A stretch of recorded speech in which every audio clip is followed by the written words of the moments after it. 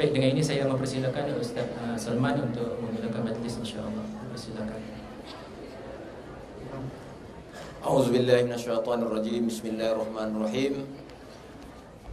Alhamdulillahi nahmaduhu wa nasta'inuhu wa nastahdi wa nastaghfiruh wa na'udzu billahi min syururi anfusina wa min sayyiati a'malina.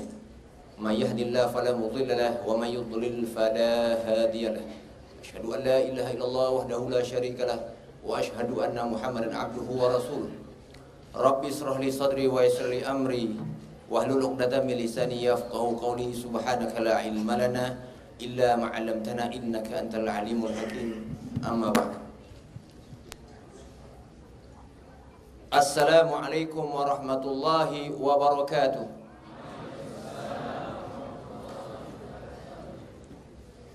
InsyaAllah pada malam ini, sebelum saya menjadi mutarjim secara rasmi, saya diminta untuk jadi MC, Master Ceremony. Jadi dua dalam satu. Jadi sebelum ni saya mengucapkan selamat datang ke Akademi Pengajian Islam untuk sama-sama kita meraihkan satu majlis ilmu, satu majlis dakwah yang didatangkan khas dari Arab Saudi, yang kita lihat ada di depan ini, yang sebentar lagi kita akan mendengarkan butiran-butiran mutiara hikmah insya-Allah yang akan dibawakan oleh beliau. Jadi terima kasih kepada semua yang hadir, daripada para asatizah, para syuyukh, para pelajar daripada sekitar Kuala Lumpur dan lain-lainnya. Mudah-mudahan kita akan mendapat keberkatan dan dirahmati oleh Allah Subhanahu wa taala. Jadi sebelum saya memulakan majlis ini, maka eloklah saya memberitahu latar belakang serba sedikit tentang Syekh, iaitu pada asalnya Syekh Mahir, tetapi beliau tidak dapat hadir kerana kapal terbang kapal terbangnya tidak berjalan pada ini, mengikut penerbangannya. Ditundakan pada hari esok. Jadi tak sampailah. Bagaimanapun datang seorang syekh yang sama juga, iaitu beliau merupakan ahli majlis Dewan Ulama Arab Saudi, iaitu Syekh Dr. Qais Muhammad Al-Mubarak. Beliau mengajar di Universiti Malik Faisal di Mamlakah Al-Arabiyah Saudiyah. Jadi di antara lain beliau punya magister tentang perubatan, iaitu bertajuk Al-Mas'uliyah Tibbiyah fi Syariah Islamiyah. Itu risalah tesis magister. Kemudian PhD dia, risalah doktora Aqdul Ilaj At-Tibbiyah fi Syariah Al-Islamiyah, juga berkait dengan perubatan yang digabungkan dengan perspektif Syariah Al-Islamiyah. Jadi insya-Allah itu sebagai kajian beliau dalam postgraduate. Jadi mudah-mudahan daripada pengalaman beliau ini, beliau akan memberikan ilmunya untuk kita semua, dan mudah-mudahan insya-Allah kita sama-sama mendengar, walaupun mungkin tak sama, sebab kelemahan manusia. Saya mungkin menyampaikan tak seperti mana yang dia nak sampaikan, tetapi saya akan berusaha biqadar al-istita'ah li naqlil ma'lumat min asy-syekh al-alim al-alama fi ilmihi fi tafaquhi, fa insyaallah nastafid minha jami'an. Begitulah seterusnya. Jadi selesailah sudah sebagai MC, dan sekarang bermulalah peringkat yang kedua, yakni saya menyerahkan untuk Syekh Dr. Qais untuk menyampaikan ceramahnya. Wal'an mufaddil al-fadilatu Syekh Dr. Qais Muhammad Mubarak, udhun min a'dha' hay'ah kibar ulama fi Mamlakah Al-Arabiyah As-Saudiyah, liilqa muhadarati, falyatafaddal mashkur. Alhamdulillahi rabbil alamin, wa afdalus salati wa atammu at-taslim ala sayyidina Muhammadin wa ala alihi wa sahbihi ajma'in. أما بعد، فلا بد لي أن أشكر جامعة ملايو على هذه الدعوة الكريمة، وأشكر هذه الجامعة ممثلة في مديرها وفي أعضاء هيئة التدريس فيها وفي طلابها النجباء. حديثي الذي أنا أخبرت أن الموضوع حبذا أن يكون حول التحديات التي واجهها رسول الله صلى الله عليه وسلم في الدعوة. وهذا الموضوع حقيقة طويل الذيل، وشرحه يحتاج إلى تفصيل، لكنني سأوجز بقدر المستطاع. نشر الدعوة الإسلامية. ما المقصود بالدعوة؟ المقصود بالدعوة الدعوة إلى الإسلام، إلى هذا الدين، دين الله عز وجل، هذا الدين الذي هو في حقيقته الانقياد والاستسلام لأمر الله عز وجل. إذا انقاد العبد إلى أمر الله عز وجل واستسلم، فإن الشأن فيه أن يسير في حياته بانتظام. هذا الانتظام شأنه شأن انتظام جميع المخلوقات، ذلك أن الله عز وجل اختص الإنسان من بين سائر المخلوقات بأن أعطاه حرية الفعل، أن يفعل الخير إن شاء أو يفعل الشر إن شاء. وهذا وصف لم يعطيه الله سبحانه وتعالى لأي من مخلوقاته. فالجمادات لا شأن لها في أن تفعل أو لا تفعل، بل حتى الملائكة المكرمون المطهرون ليس لهم قدرة على المعصية، لا يعصون الله تعالى ويفعلون ما يؤمرون. أما الإنسان فملكه الله هذا الوصف العظيم الجليل، وهو أنه قادر على الطاعة وقادر على المعصية. Jadi sebagaimana Syekh terangkan, dia mengucapkan berbanyak-banyak terima kasih kerana kepada Universiti Akademi Islam Muslim Raya daripada sudut pengarahnya dan wakilnya ada Dr. Karim hari ini, dan juga yang tidak dapat hadir kerana masalah tertentu, dan para pelajarnya, tenaga pensyarahnya semua. Jadi beliau mengucapkan berbanyak-banyak terima kasih kerana mengundang beliau kemari dengan satu tujuan yang besar, iaitu menyampaikan dakwah Rasulullah SAW dan cabarannya, yang mana ianya berterusan sehinggalah hari kiamat, yang mana dengan itu beliau memberikan kiasan di antara lain perbezaan di antara malaikat dan manusia, yang mana malaikat itu satu makhluk yang dijadikan oleh Allah SWT yang tidak akan bermaksiat kepada Allah, berbeza dengan kita sebagai manusia. Tentunya kelemahan yang banyak, sebagaimana dalam firman Allah SWT di sana tersebut, a'udzubillahi minasyaitonirrajim, wa khuliqal insanu dha'ifa. Manusia itu diciptakan dengan kelemahan. Dengan di antara kelemahan manusia itu akan terjebak untuk melakukan kemungkaran, selain daripada tetap boleh mentaati perintah Allah Subhanahu wa taala. إذن الإنسان أعطي وصفا أهله لأن يكون أعظم المخلوقات وأشرفها، كما عليه جماهير علماء المسلمين، أن الإنسان أشرف المخلوقات لما متعه الله عز وجل من هذا الوصف. إلا من ضل من البشر فهؤلاء اختاروا طريق الشر. والله عز وجل يقول وهديناه النجدين، أي أن الله فوض إلى العبد أن يسلك طريق الخير أو طريق الشر بعد أن دله ووهبه هذا العقل، ولم يتركه سدى جل جلاله، بل أرسل له الرسل وأنزل عليه الكتب من أجل أن يبينوا له الطريقة المثلى للسير في الحياة. أرسل الله الرسل وأنزل الكتب من أجل أن يبينوا للناس الطريق الأمثل الذي به يستطيعون أن يسيروا سيرا منضبطا كما تسير سائر المخلوقات سيرا منضبطا. فمثلا لو التفتنا إلى أي صنف من أصناف المخلوقات لرأينا سيرها عجيبا بديعا عظيما جليلا.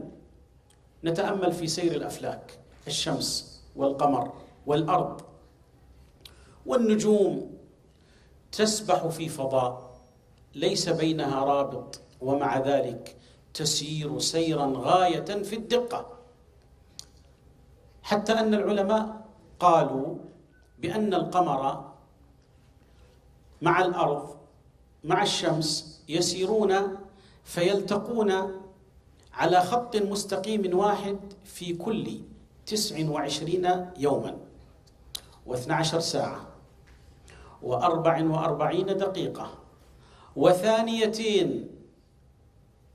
و87% من الثانية. لا يتخلف شهر عن شهر. ليس في هذا معنى إلا أنه مظهر من مظاهر بديع خلق الله عز وجل. فالقمر يسير سيرا منضبطا، والشمس كذلك.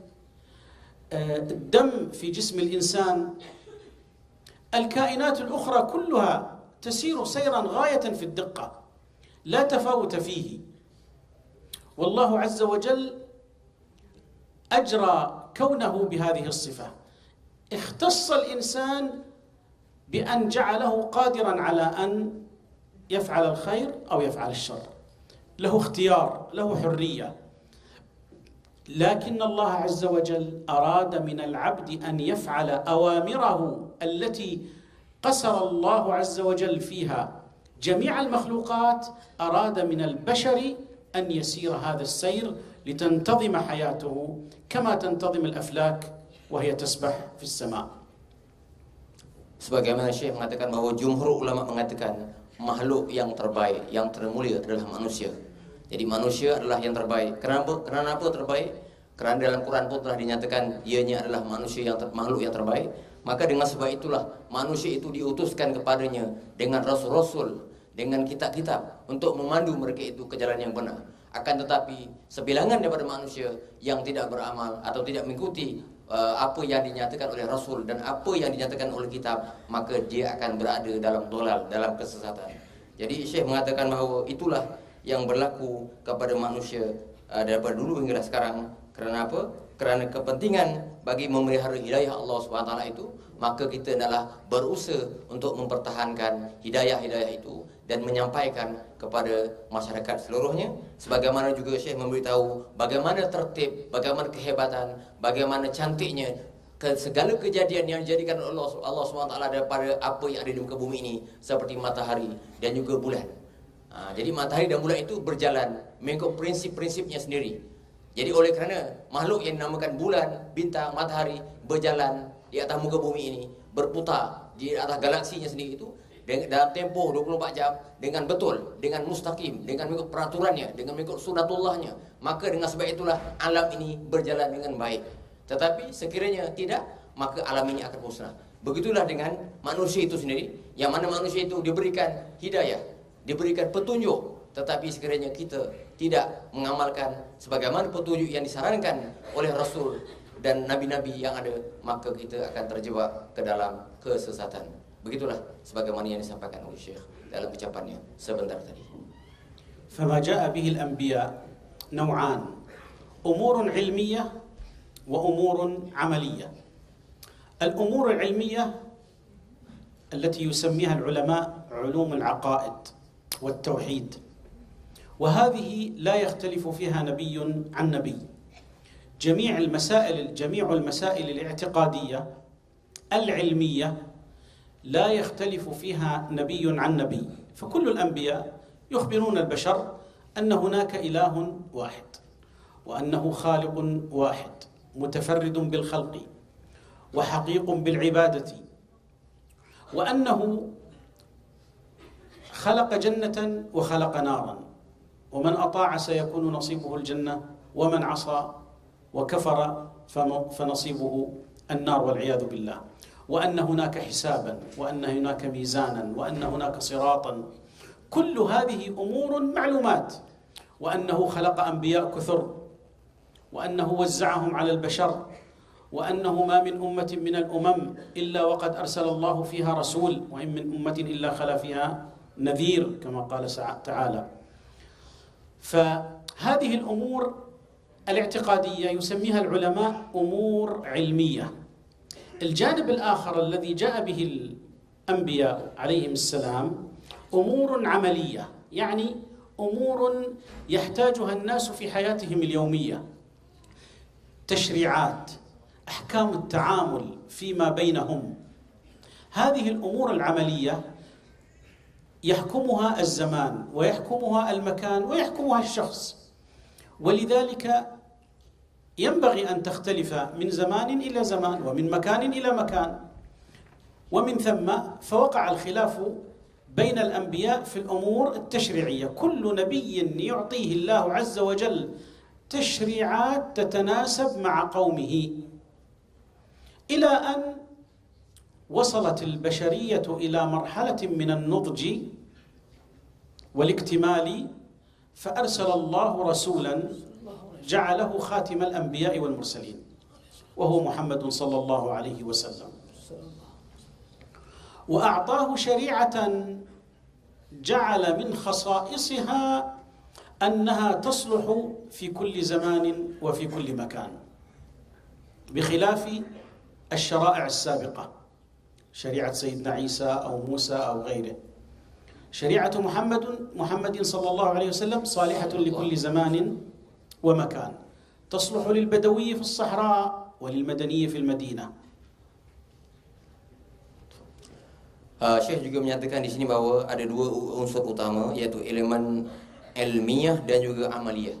Jadi apa yang Syekh perkatakan kepada kita tadi, maknanya perkara yang berkait dengan ilmiah itu tidak pernah berubah daripada semua nabi-nabi.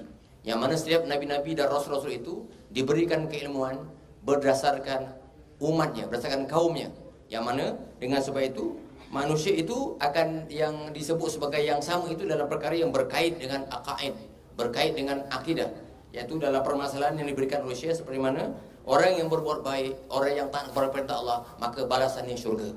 Adapun bagi mereka yang tidak taat, yang melakukan kemaksiatan dan melakukan dosa dan sebagainya, maka mereka itu akan dimasukkan ke dalam neraka. Jadi perkara yang seumpama ini ianya sama, iaitu tetap, ianya isbat, tidak pernah berubah daripada semua nabi-nabi, daripada Nabi Adam alaihissalam sampailah kepada Nabi Isa alaihissalam. Yang disebutkan di sana bahawa ciri-ciri para nabi-nabi tersebut, mereka itu menyampaikan wahyu, menyampaikan ajarannya itu bersesuaian dengan zaman wal makan. Maknanya di situ kalau Nabi Nuh sesuai dengan kaumnya, Nabi Musa sesuai dengan kaumnya. Tetapi yang membezakan yang terakhir, yaitu yang mana disebut Nabi akhir zaman, yaitu Nabi Muhammad SAW, yang mana dakwahnya itu merentasi semua perkara tersebut.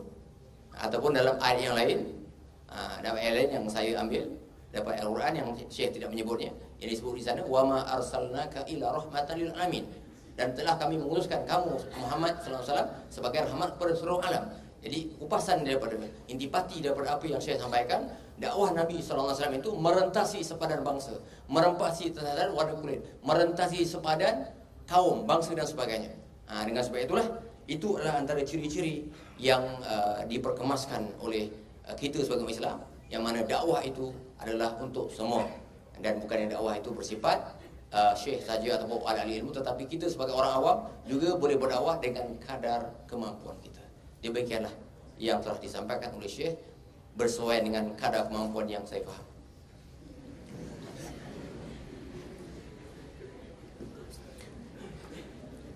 إذن أنا أضحك أبتسم لضحككم وإن لم أفهم ما قيل.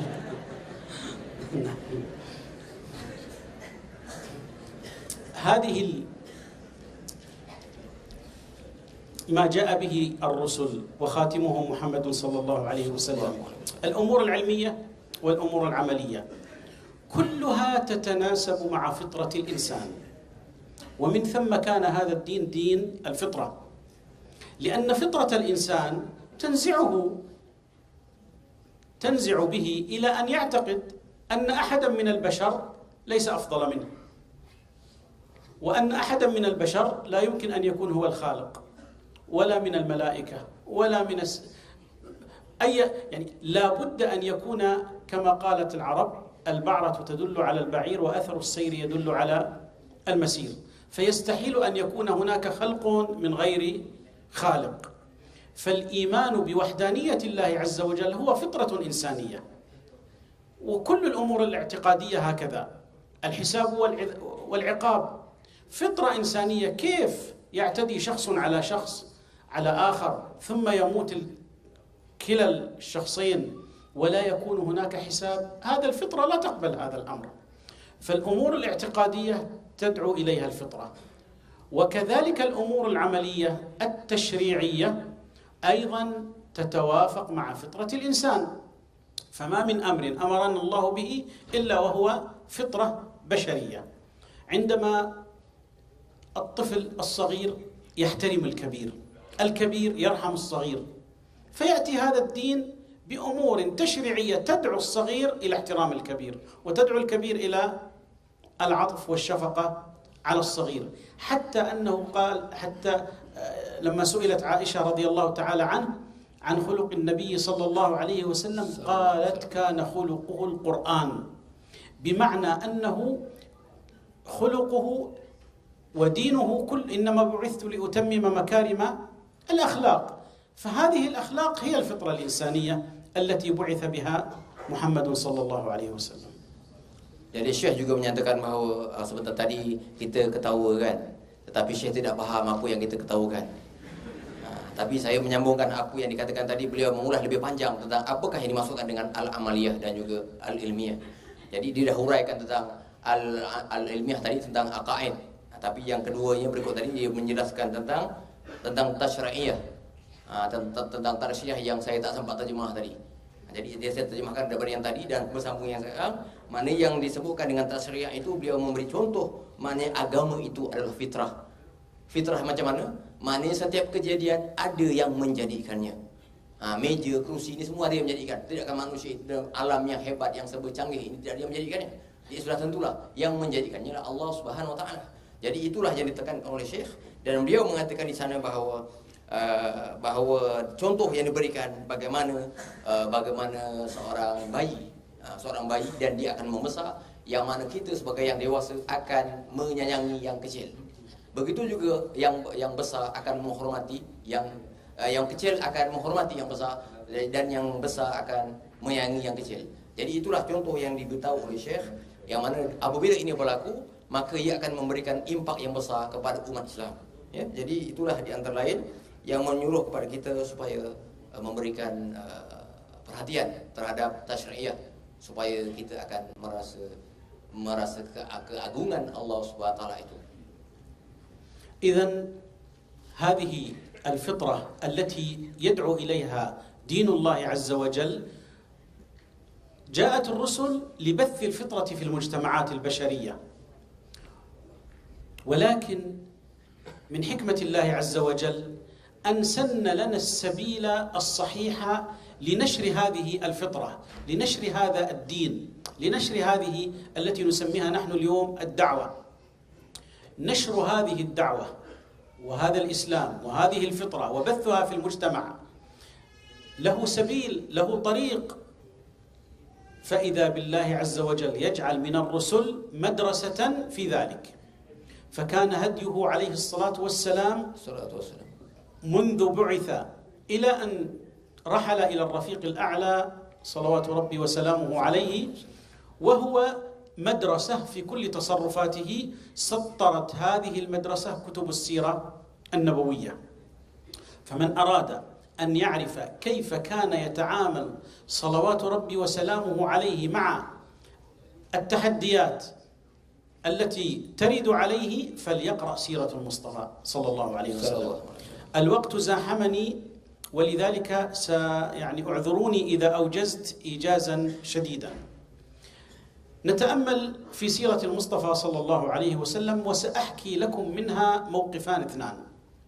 الموقف الأول في بداية الدعوة حين رحل عليه الصلاة والسلام إلى الطائف ليدعو الناس إلى الفطرة، إلى التوحيد، إلى مكارم الأخلاق. وإذا بكفار قريش يرسلون إلى كفار الطائف ويحذرونهم منه عليه الصلاة والسلام ويطلبون منهم أن يطردوه. إذن هي مؤامرة، أليس كذلك؟ مؤامرة. ومع ذلك لم نجد في سلوك رسول الله صلى الله عليه وسلم من حين بعثته والناس تتآمر به إلى أن تمكن من مكة والمدينة، لم نجد طيلة هذه الرحلة منه توترا ولا قلقا ولا اكتئابا ولا ضجرا ولا تصرفات هي عبارة عن ردود أفعال أبدا. كان سلوكه عليه الصلاة والسلام غاية في السمت الحسن وفي السكينة وفي الهدوء وفي الثقة في الله عز وجل. لم يضطرب، لم نسمع منه صراخا هناك مؤامرات خارجية، أمريكا تكيد لي، روسيا تكيد لي، هذا الكلام لا يقوله عليه الصلاة والسلام. كان يرى كيد الكائدين، ولكن كان يرى أعظم وأخطر من هذا كله شيئا واحدا. أتدرون ما هو؟ أن يكون سلوكه غير صحيح. تأمل معي، كان عليه الصلاة والسلام وهو في هذه المرحلة من بداية بعثته إلى أن استتب له الأمر، كان يعاني من مكائد لا تنتهي، من أفراد ومن جماعات، من المشركين، من اليهود، من غيرهم، ومع ذلك لم يكن ليتصرف تصرفا فيه ردة فعل، لم يكن متشنجا، لم يكن مكفرا، لم يكن مضللا أبدا. كان غاية في الهدي الحسن، بل إنه في أقصى موقف أصيب فيه بأن رمي بالحجارة في الطائف ماذا كان يقول؟ ما هي ردة فعله؟ ذهب إلى قوم لا ليتولى الحكم، هو عرض عليه الحكم، عرض عليه الملك فأبى. ذهب ليقول لهم لا تعتقدوا أن للكون إلهين أو ثلاثة أو أربعة أو خمسة، هذا غير الفطرة ترفضه، إن للكون إلها واحدا. وأمرهم بأخلاق وآداب عالية، ومع ذلك يردون عليه بأن يرسلوا سفهاءهم ليرمونه بالحجارة. فما هو رد فعله عليه الصلاة والسلام؟ هل كان متشنجا؟ هل استدعى؟ هل دعا عليهم؟ أبدا. رفع يديه إلى السماء ودعا وقال اللهم إليك أشكو ضعف قوتي وقلة حيلتي وهواني على الناس، إن لم يكن بك علي غضب فلا أبالي. يعني هو يخشى أن يكون الله سبحانه وتعالى قد غضب عليه لأنه لم يحسن سياستهم، لم يحسن دعوتهم. اتهم نفسه عليه الصلاة والسلام ولم يتهم المشركين. إن لم يكن بك علي غضب فلا أبالي، اللهم اهد قومي فإنهم لا يعلمون. كيف لا يعلمون؟ يعلمون، لكنه عليه الصلاة والسلام بعث رحمة للناس، بعث مترفقا للناس. Syekh menguraikan dengan panjang lebar dua elemen di sini, yaitu tentang sirah dan dakwah Nabi sallallahu alaihi wasallam. Beliau mengupas hadis Nabi sallallahu alaihi wasallam, "Innama bu'istu liutamima makarimal akhlaq." Hadis itu pendek, tapi huraiannya macam tadilah dari awal sampai akhir. Jadi apa yang dihuraikan, bagaimana Nabi sallallahu alaihi wasallam dalam tempoh dia dijadikan Nabi dan Rasul menyampaikan dakwahnya daripada mula sampailah menemui Allah Subhanahu wa taala.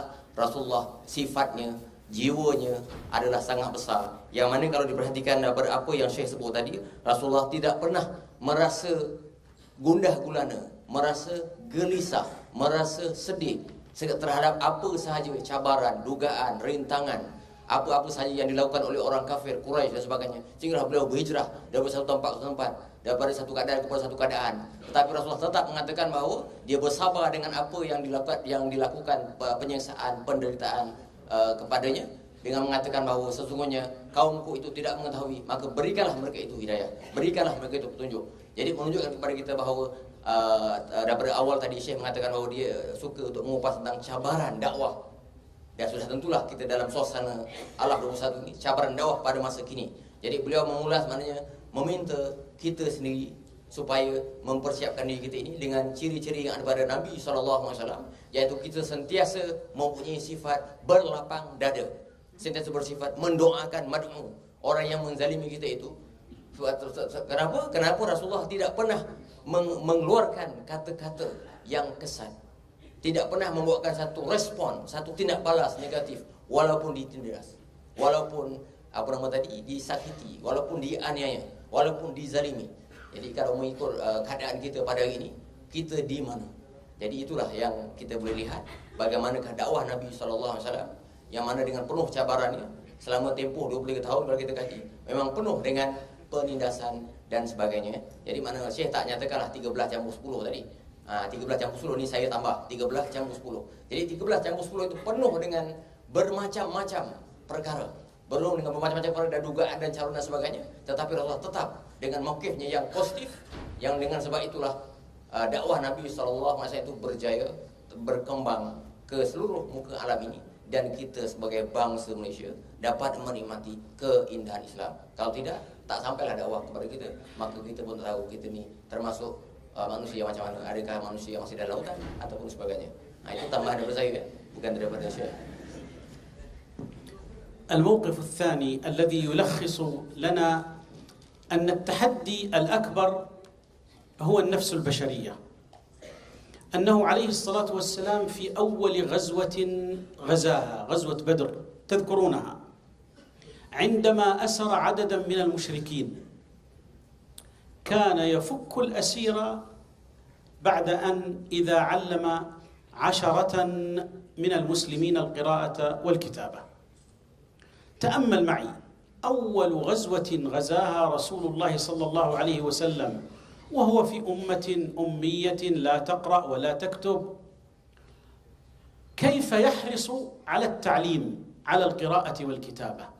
ليس لهذا التصرف من معنى إلا أن هذا الدين يحمل في طياته عوامل النماء، عوامل الحضارة، ففرض على هذه الأمة البسيطة في تركيبتها الاجتماعية التي تنام على التراب وتلتحي في السماء، فرض عليها التعليم فرضا.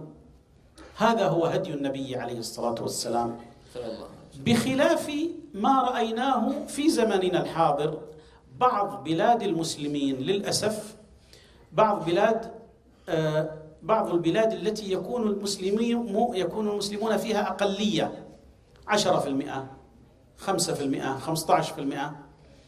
هذه البلاد للأسف بعض البلاد خرج شبابها حملوا السلاح وقاوموا الحكومة غير المسلمة وقاتلوها وتركوا آبائهم وأمهاتهم وأسرهم في حالة من الفقر، وهم كذلك في حالة من الفقر يعيشون في الغابات ويعملون تفجيرات ويعملون مآسي. مضت السنون، عددهم يسير، لن ينتصروا، وفي نفس الوقت ازداد الجهل بينهم. ومضت سنون طويلة، لو أنهم خلال هذه الفترة التفتوا إلى التعليم لكان لهم تأثير، وأي تأثير في هذه البلاد، ولأسلم على يدهم عدد كبير من أهل هذه البلاد. أختم بهذا لأن الوقت قد زاحمني وكأنني زدت عليه قليلا، معتذرا منكم الإطالة، والسلام عليكم ورحمة الله وبركاته. Waalaikumsalam warahmatullahi wabarakatuh. Tapi saya terjemahkanlah sebelum berakhir. Jadi apa yang saya beritahu di sini tentang cabaran yang terbesar kepada umat Islam, sebagaimana yang berlaku, dibagi contoh cabaran dalam peperangan. Jadi cabaran yang berlaku kepada Nabi SAW adalah dalam peperangan. Yang mana kalau kita kira pun dalam zaman moden ini, yang paling kita takut, yang paling digeruni oleh masyarakat pada ini adalah perang. Dia punya perang belum berlaku tapi kita dah gementar dulu. Jadi pasal kita guna senjata nuklear dan sebagainya kan. Yang zaman Nabi itu guna pedang. Tapi maknanya pada ketika itu kita melihat bagaimana orang Arab pada zaman Nabi SAW yang dikenal sebagai ummi. Ummi bukan wahai ibuku ya. Jadi ummi maksudnya tidak tahu membaca, tidak tahu menulis. Maknanya elemen apa yang dipakai oleh Syekh ialah ilmu, pendidikan. Jadi pendidikan itu sangat penting. Sebab itu kita pun dengar hadis Nabi SAW, menuntut ilmu itu wajib bagi setiap muslim lelaki dan wanita. Jadi beliau memberitahu satu perkara yang menyedihkan beliau. Menyedihkan beliau, dia mengatakan, umat Islam di negara minoriti yang bilangannya mungkin 10%, 15%. Jadi mereka ini dengan bilangan yang sedikit ini, mereka melancarkan gerakan yang kita panggil radikal, menentang pemerintah yang tidak Islam pada zamannya, pada waktunya. Maka dengan sebab itu, apa yang berlaku ialah mereka itu susah dan tidak berkembang dan meninggalkan orang tuanya dan sebagainya. Dan akhirnya ilmu itu tidak dapat dikecapi dan dia pun tidak dapat melakukan apa-apa saja. Jadi benda itu seumpama satu perkara yang sia-sia. Sebab itu kalau kita lihat di zaman Nabi SAW pun, peperangan itu diadakan selepas pendidikan itu dan selepas meraih kekuatan. Kalau tiada apa-apa, kekuatan tak ada, maka kita melancarkan dalam bentuk peperangan dan sebagainya, maka ia meninggalkan kesan impak yang negatif. Jadi itulah yang Syekh beritahu kepada kita, dan Syekh menasihatkan kita semua. Oleh kerana beliau ni masanya mengatakan pendek, dan saya pun rasa tak puas menjadi penterjemah yang sebegini pendek. Biasa terjemah daripada pagi sampai ke malam. Bukan apa, sebab saya pernah duduk di negara Arab selama 7 tahun tanpa henti. Jadi 7 tahun henti tu saya masuk ke kampung Arab dan sebagainya. Jadi memang bab penterjemah dan sebagainya ni memang berlaku. Jadi memang kalau setakat 30 minit tu macam minum air tak sempat nak habis lah. Jadi tuan-tuan perempuan yang dirahmati Allah Subhanahu Wa Taala, bagaimanapun saya selaku MC pada ketika ini dan sebagai mutarjim pada program ini mengucapkan banyak-banyak terima kasih kepada yang hadir yang melapangkan masa daripada jauh untuk mendengarkan ceramahnya, walaupun ringkas tetapi padat. Walaupun ringkas tetapi padat, penuh dengan ilmu. Yang mana kalau kita dapat pengajaran daripadanya, saya rasa sebagai mutarjim di sini, apa kita dapat ialah kita akan terus menerus melakukan dakwah dengan cara yang paling bijaksana, yang paling berdisiplin, yang paling terbaik, supaya ia akan memberikan kemenangan secara total kepada umat Islam dan bukan merugikan umat Islam itu sendiri. Jadi nashkurukum Syekh ala al-kalam al-tayyib, ala al-kalam tayyib, ala da'wa al-ghayurah lil mustama'ina al-marijin. Taban hadha bifadl min du'at al-muslimin wa khasatan min wilayat al-Arab. Fa nahnu marijin, nahnu nash'ur masrur jiddan bi hadhihi al-liqa wa bi hadhihi al-muhadara. Fa insyaallah biiznillah subhanahu wa ta'ala nahnu naltaqi fi sanah muqbilah insyaallah biiznillah. insyaallah bukra naltaqi hunaka baramij ukhra katsir huna. Fa aidan fi yawm min al-ayyam insyaallah nahnu sanastafid min wufud min dul arabiyah. Fa insyaallah jazakallahu khairal jazaa ala jami'il mustami'in wal mustami'at. Fa aqulu qali hadza wa astaghfirullahal azim wa lakum. Wassalamualaikum warahmatullahi wabarakatuh.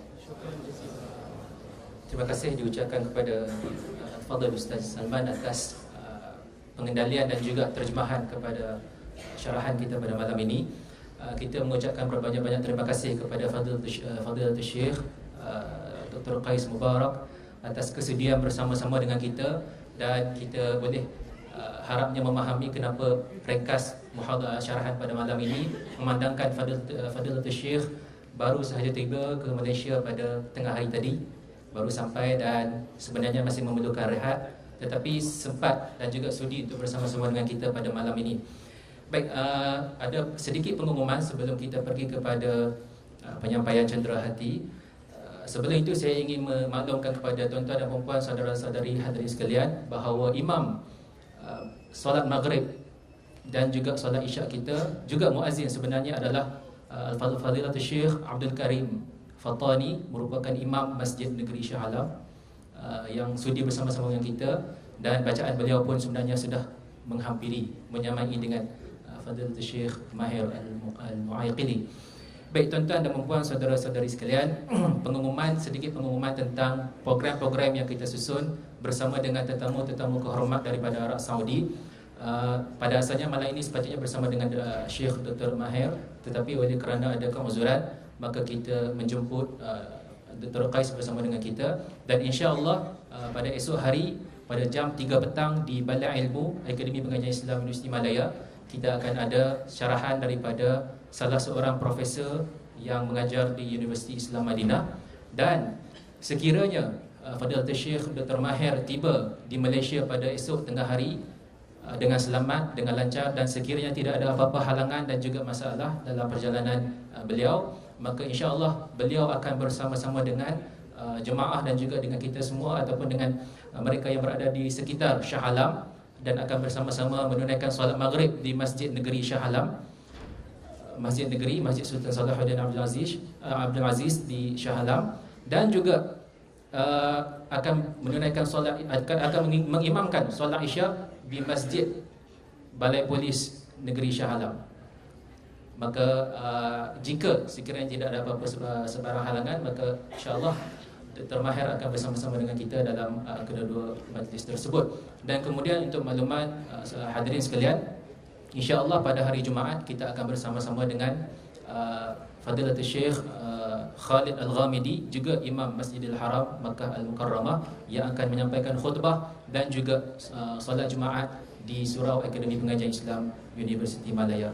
Jadi tuan-tuan dan puan-puan, hadirin-hadirat sekalian, kita teruskan kepada penyampaian hadiah, penyampaian cenderamata daripada pihak Akademi Pengajian Islam Universiti Malaya. Dengan itu saya menjemput Profesor Madya Dr. Abdul Karim Ali, Timbalan Pengarah Akademi Pengajian Islam Universiti Malaya, untuk menyampaikan cendera hati kepada Fadilatul Syekh Dr. Qais Mubarak. Dengan segala hormatnya dipersilakan.